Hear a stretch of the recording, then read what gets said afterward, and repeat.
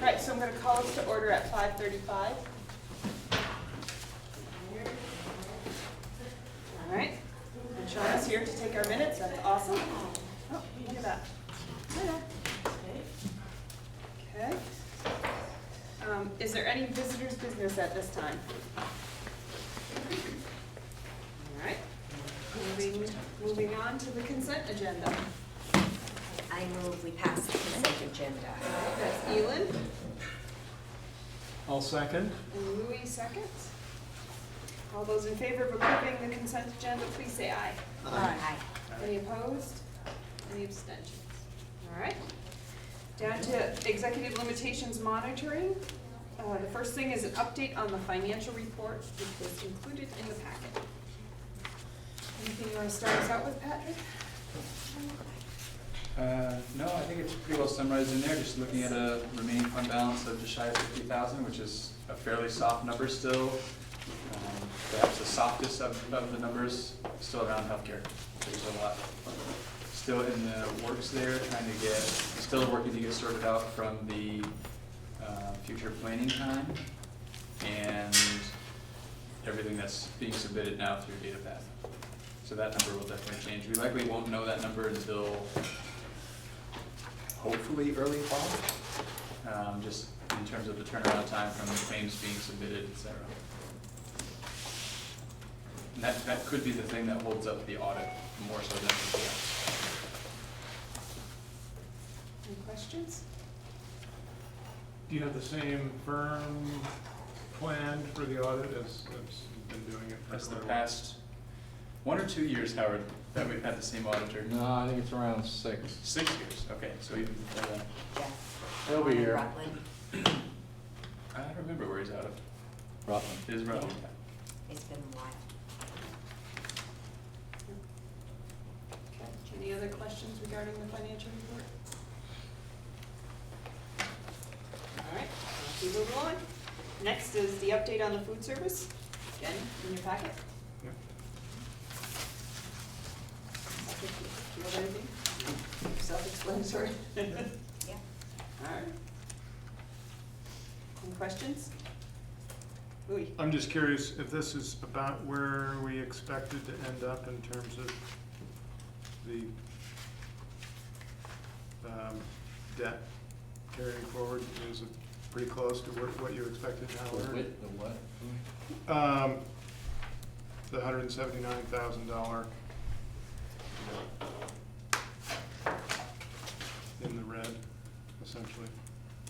Am I reading that correctly? No, that's not what we're actually we're in the black by 19,656.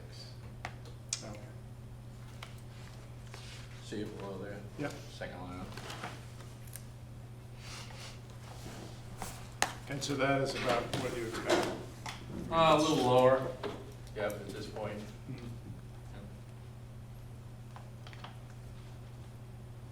Any other questions? Impact of our partnership with Regens.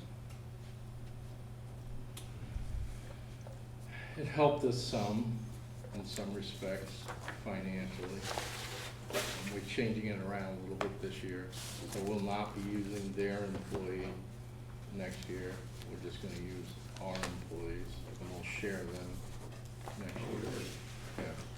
We had one portion of an FTE. We had a portion of an FTE. Around 0.5 of an FTE. Yeah, exactly, that we shared. That we were sharing that was an employee of theirs, helping with some of the sort of bookkeeping on the back end. And that didn't work out all that well, so we're gonna take that on as well and So it's bill really for our food person. service and Regens is a customer. Yeah, it'll be a little cleaner that way. So we will employ everyone and we will bill to Virgins for their portion of our folks. But they can- Everybody's happy, Regens is happy. Virgins is really happy. Yeah. But they control the pricing and everything else. We don't do anything with that. We just perform services. So. And will that equate to essentially hiring most of the staff from that kitchen? Will come under our umbrella? No. Is that- No, so it's really more the management of the food service program that we're assuming the responsibility for through the employees, and we're billing for their half of the management of it. But their food service personnel that actually work in their kitchens are their employees And will remain. and will remain their employees.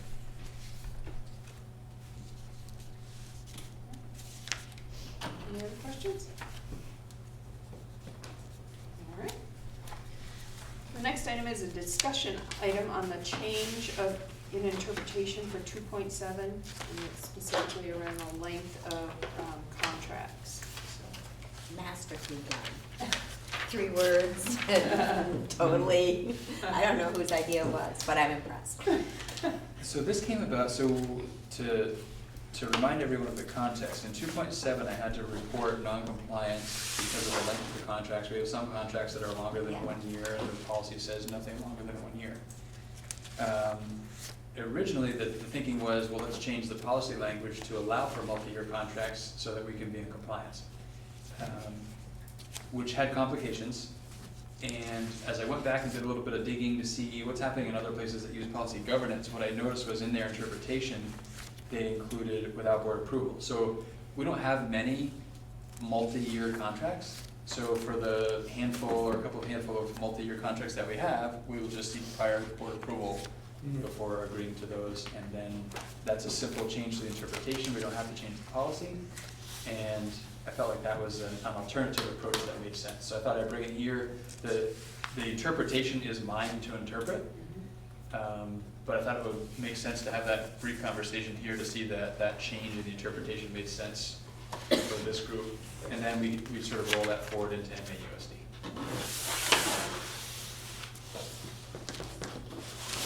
Any comments? This gives us more flexibility for those situations where it stretches beyond. Yeah, I think it's an easier way to accomplish the same thing we were after. And it doesn't require us to post a new policy and wait the time frame, which was what we were thinking was going to happen, that we're ending one and starting another, and how do we cross that bridge? Right, so it'll just be next year when I write the report, I'll make that edit to the interpretation, and the report will read similar to how it was now. And mostly it's a change in practice. When the time comes to re-up some of our multi-year contracts, it could even be in a consent agenda that the board approves moving forward with the 5-year veteran contract or the 3-year plowing contract or whatever it's. There's no other questions, I'll just keep moving along. Next item is board management and governance, and it's an action item to accept the final 2 monitoring reports. And these are board monitoring reports. So we'll start with 3.2, accountability of the superintendent, and that report was included in your packet. I'll move to accept. All right, so that's Ed. Looked familiar. It was a long time ago. Is there a second? I'll Louis? second. All right, any comments, questions? It did look familiar once we found it. It took a while to find it, a couple of days to dig it up.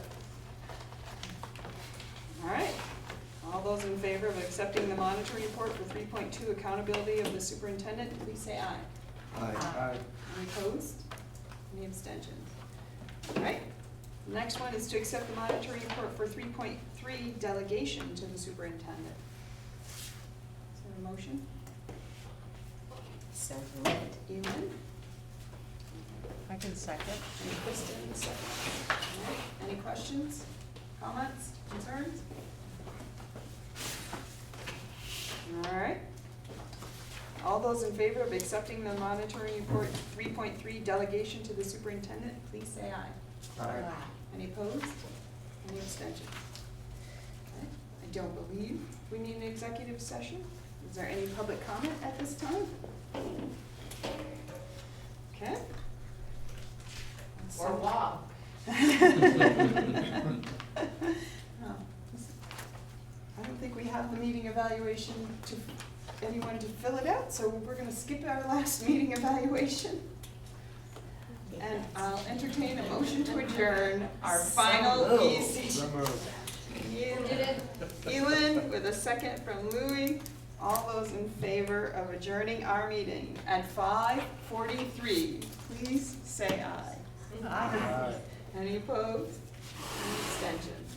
Thank you all.